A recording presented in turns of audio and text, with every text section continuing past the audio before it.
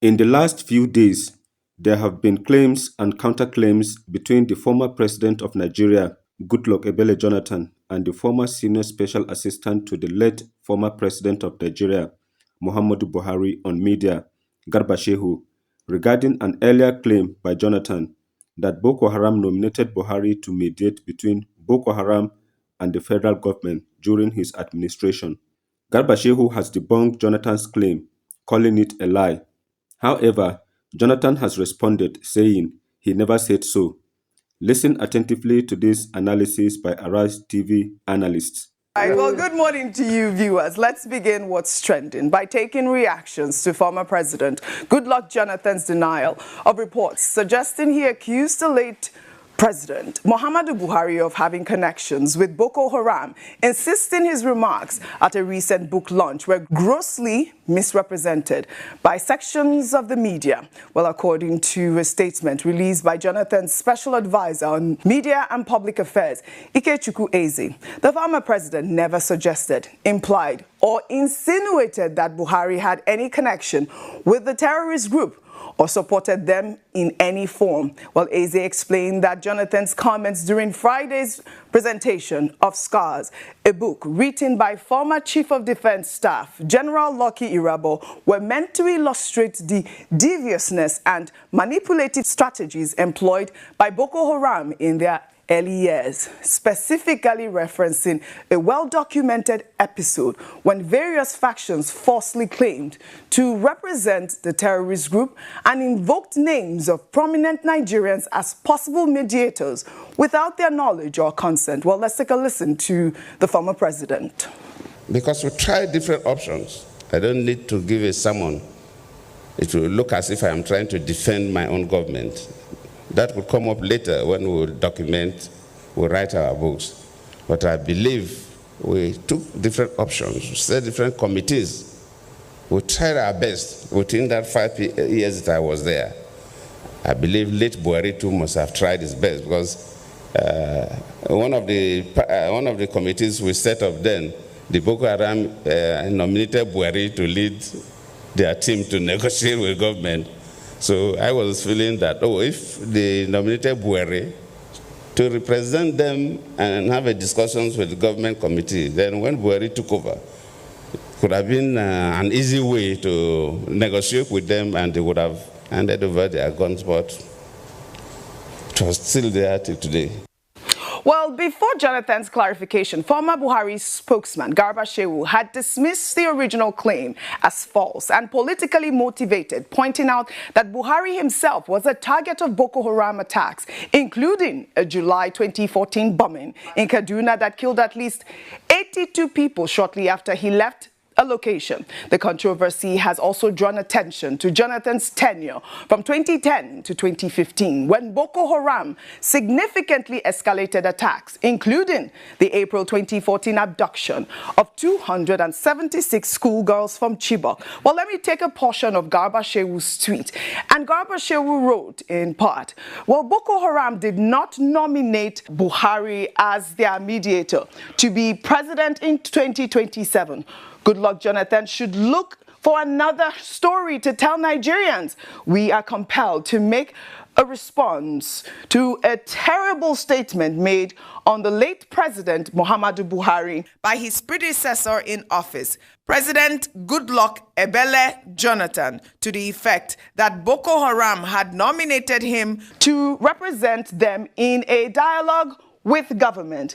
If this is a campaign statement towards his bid for the presidency in 2027, we want to say to him that, Mr. Jonathan, you are making a false start. Well, I'll take a reaction to this tweet, and this is from Sam Pastro, who wrote, Mr. Garba Shehu, your statement comes across as carrying some bitterness towards His Excellency Goodluck Jonathan. He never said the late Buhari accepted. He only stated that he was nominated. Whatever is behind this bitterness, I sincerely pray you find peace. Here are the facts to confirm that Jonathan was indeed right in his statement, and he pulled up newspaper clippings from the Vanguard where they wrote Boko Haram names Buhari, 5 others as mediators. Another excerpt there says Buhari once appointed mediator by Boko Haram doing nothing to rescue abducted schoolgirls. I believe this was an excerpt about 4 years ago. Before I come to you guys, in the same vein, presidential spokesman Bayo Ononuga over the weekend slammed U.S. Senator Ted Cruz over allegations that Nigerian officials are facing the mass killing of Christians by Islamist jihadists, describing the claim as malicious, contrived lies against the country. According to Ononuga's statement posted on X, Nigeria does not have a religious war, and terrorists operating in the country kill without discrimination based on faith. Ononuga explained that the degraded Boko Haram terrorists operating on the fringes of Nigeria's northeast target everyone, including farmers and soldiers, while emphasizing that bandits in the northwest have killed worshippers inside mosques, demonstrating that Christians are not being specifically targeted. He then went on to assert that Nigeria maintains religious harmony, directly challenging Senator Cruz to stop the malicious lies. Well, Senator Ted Cruz's office in their legislative proposal unveiled last week outlined plans to hold Nigerian officials accountable through powerful sanctions and other tools, claiming that state officials are ignoring and even facilitating violence against Christians. And I'll take this tweet. This person, in response to Ononuga, says, Ononuga's outburst at Senator Cruz was more defensive than diplomatic, while Cruz exaggerated. Nigeria indeed faces a perception crisis rooted in selective justice and poor governance, not pure religious hatred. Denying religious tension outright sounds disingenuous.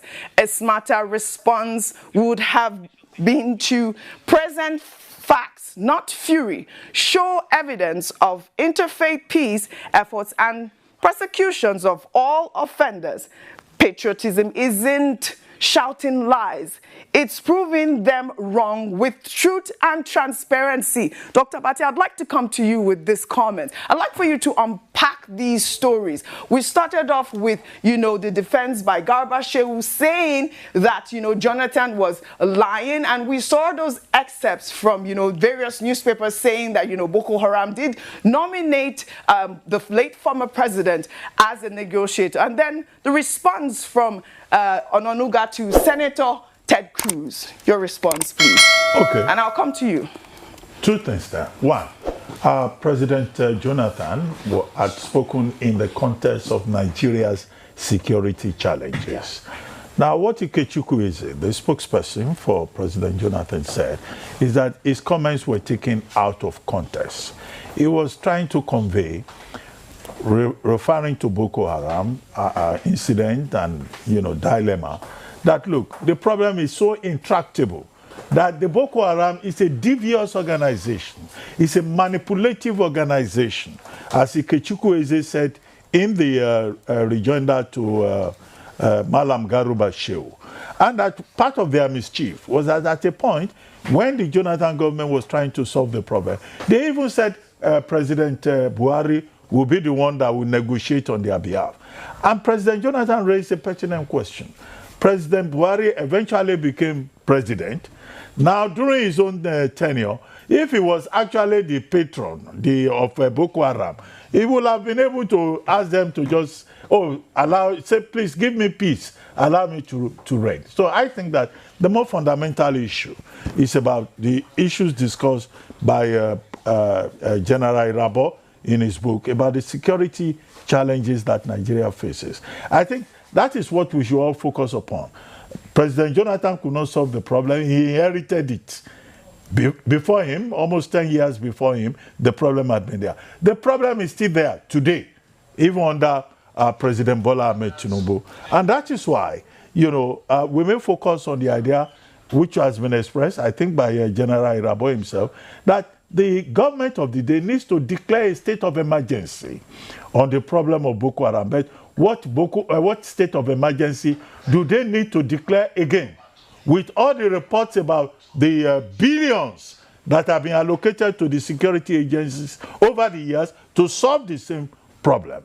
So there's need for greater introspection, not partisanship, not politics, not my Mercedes is bigger than yours. I think the clarification by President Jonathan, should be adequate. But the bigger problem remains, which is the focus of his commentary at that particular occasion. He, in fact, went further to say that one of the things that he continues to regret is the Chibok girls incident, which occurred under his watch. So it was just a generally fair comment, not an attempt to denigrate his successor, President Muhammadu Buhari. And I'm sure that should be very clear by now to Garba Shehu, trying to remain loyal to his boss. But no politics about it. The clarification should be adequate. As for Mr. Ononuga, Mr. Ononuga says Senator Ted Cruz is wrong. Well, it's not just Senator Ted Cruz that has made this comment. There was this other guy, what's his name again? Amsha or what?